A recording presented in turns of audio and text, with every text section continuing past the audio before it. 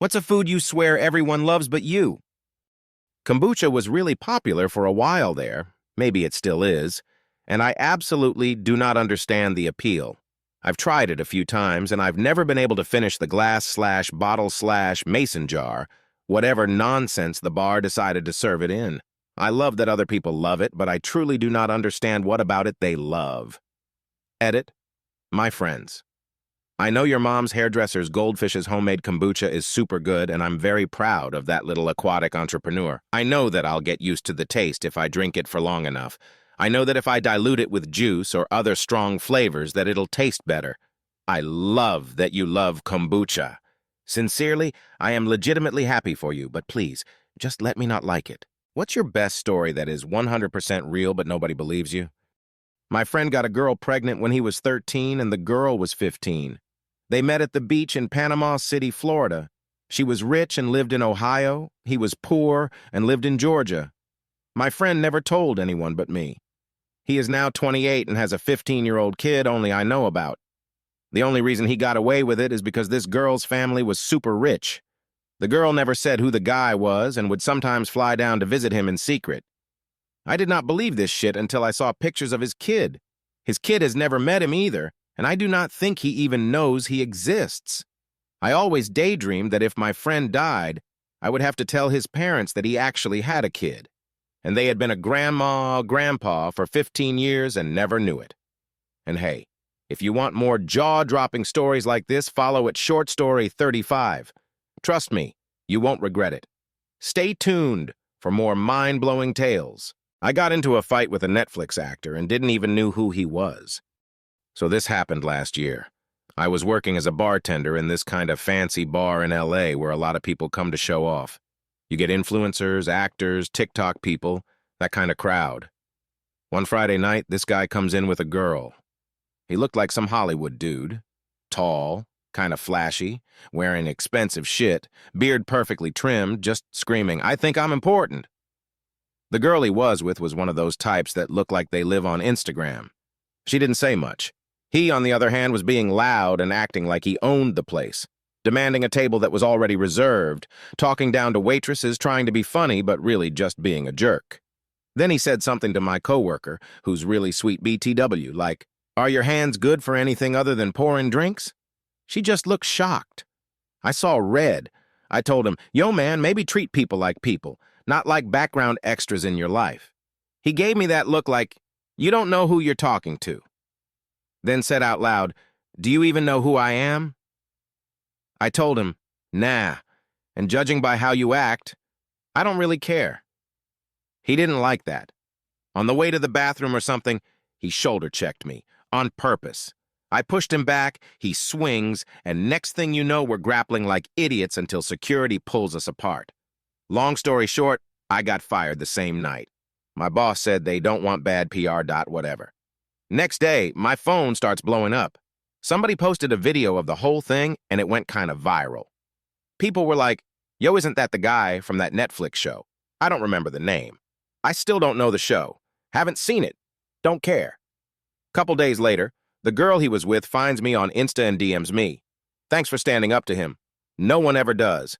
I got laid off and pretended I was still employed for months, ended up getting a better job because of it. Back in August, I got laid off unexpectedly. No warning, no severance, just a, "Hey, we're restructuring," and a Zoom call that lasted 3 minutes. I panicked, couldn't tell my family yet, didn't want my friends or ex-coworkers to know, so I just pretended I was still working.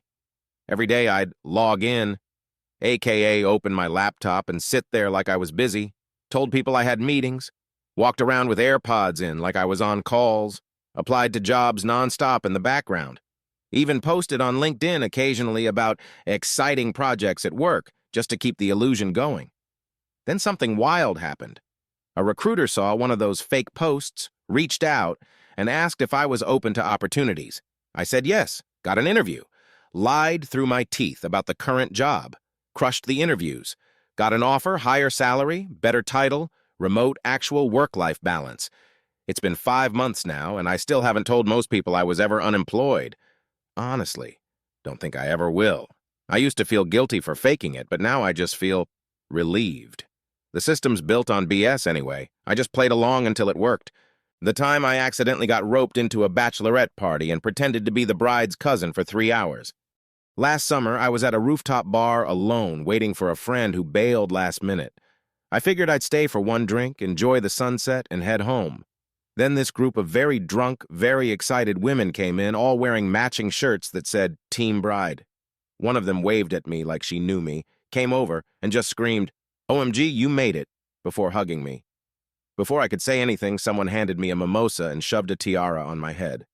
I tried to explain they had the wrong person, but they were so enthusiastic, and honestly, I didn't have anything better to do. One of them asked if I was Sarah, the cousin from out of state. I nodded. I ended up spending 3 hours with them, playing drinking games, posing for selfies, and listening to very personal stories about the bride-to-be's exes. They were all so sweet and hilarious. I even gave a fake toast. Eventually, I said I had to catch my flight and left. I never told them the truth. I still feel a little bad, but also, that was one of the most fun nights of my life. If you're reading this and remember a girl named Sarah from Chicago, I'm so sorry, and thank you. How a Karen was silenced by a cashier. When I was 17, I was working as a greeter in a Walmart, doing normal greeter things like greeting customers on their way in, saying bye to customers on their way out, you get the point. At 2 p.m., this woman and her child walk in, I greet them, and the kid seems sweet and waves back at me, but the mom looks at me weirdly like I'm a creep or something. Fast forward 9 minutes and I hear yelling by the registers because the mom that looked at me like I was a predator was yelling at this woman because she bought the last iPhone of a model that I can't remember because I couldn't see what model it was. Now at this point, Karen is saying, "This phone is my son's," and "Why are you stealing my son's phone?" It was a mess. Then the cashier, an old lady who had working there for 45 years, said, "You can literally buy a phone that is better than this one, but yet you want this one just because this poor lady has it. God, I'm sorry for your husband dealing with some feral female dog." The Karen was escorted with her child, and we, as a Walmart, had a sigh of relief. "Why did you cut off your friend?" He came to my house all kinds of angry because I wasn't giving him enough physical affection. I'm happily married for 25 years. Not to him. He was mad that a year ago someone had asked if we were dating, and I said no, we were friends. He said that it made him feel like he was put forever in the friend zone and never had a chance with me. Then he proceeded to argue with me about whether or not I was obligated to give him any kind of physical affection. I asked him why he didn't think that his other friends owed him any, and he said, "Yeah, but I don't like them that way," as if his feelings for me somehow made him entitled to my affection. What animal is smarter than people realize? My girlfriend and I are very good friends with our local crows. They come every morning and shout at our bedroom window because they want food. Then we go out and feed them, by hand, of course. They also tease our dog by slowing walking towards his tail and then quickly pull and fly away. Heck, they even come when we call their names, Boogie and Disco. They also brought some gifts for us in the form of flowers, an old pizza slice, coins, etc. We feel very blessed to have a relationship with them, as they are incredibly clever, loving, and social.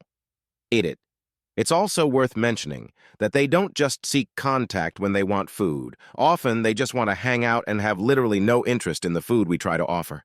Such cool animals. What is the funniest real-life story you can tell? One day in college, the teacher had stapled answer sheets to the back of every test by mistake. A few minutes after passing the tests around, his phone rang and he stepped out. Everyone had noticed the answer sheet, and we decided that we would all use it and tear it off after. Hopefully, he would never notice. So I checked each of the answers, and they were all correct except for the last one. We were to draw a flowchart for a process. I checked the answer sheet. Answers will vary. I drew my flowchart, tore off the answer sheet, and walked to the front podium to turn the test in. When I got to the podium, I had to know. I needed to see what everyone else had drawn for their flowchart. Answers will vary. Everyone had written that on their tests. I don't remember what the teacher did about it. What is the most WTF expense report story at your company? Early in my career, I went to Vegas for an event. One of our agencies decided to take some at my company out on the town for the night, seeing as we spend millions with them. They took us to one of the world-renowned gentlemen's clubs there. 5 hours in the champagne room later, we stumble out as the sun rises. We leave and think nothing of it. 3 days later, our reps call the few of us from my company who were there panicking at the credit card bill they got. We all have to huddle up. It seems these junior reps didn't realize the clubs break up your charges onto $1K increments and blatantly put their famous business name on the bank statement. There is no denying it. We all start panicking. We are going to have to split a $13K bill, and worse, may get fired. Awful couple days trying to navigate it without our company hearing about it. In the end, the CEO of the agency called us to say something like, "This isn't this first time this has happened, and they're willing to eat it and keep it quiet." It was very stressful when our manager was debating if we ended our contract with them later that year. If you ask me what $13K gets you at a club, I still don't really know. I don't remember what the teacher did about it. Why did you get fired? I was denied a raise by HR after consistently working 60, 70 hours weeks, and my VP, who had supported and requested the raise for me, told me to stop putting in the extra time, work my 40, and spend that extra time applying to new jobs. Within a month, a meeting was called to mutually part ways because my work wasn't getting done. I was gratified to learn that they had to hire 2 people to do my job after I left. Edit. Sucks to see how much this resonates with people who have been in a similar situation. I left this job back in 2015, thankfully. The VP is no longer there either, and good for him. Women who left a rich guy, why did you do it? I dated a doctor who came from a very wealthy family. He grew up next door to a well-known country singer, for example. When I first met him, I finally understood what it meant to be swept off my feet. Fancy dinners, elaborate gifts, shows after shows, incredible trips. And yet I was absolutely miserable through all of it. He was constantly reminding me that I was a problem, that my responses to his coldness were a problem. He isolated me from everyone, and when we got into an argument about how he shouldn't tell me when I can or can't go to the bathroom, I finally had enough. I was in therapy at that point, ironically at his request, and my therapist helped me see just what a narcissistic and controlling asshole he was. It took me 2 times to leave him for good because the love bombing was insane.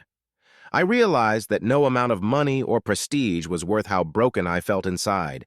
He needed me to be small so he could be big. Like in Follow for More short stories.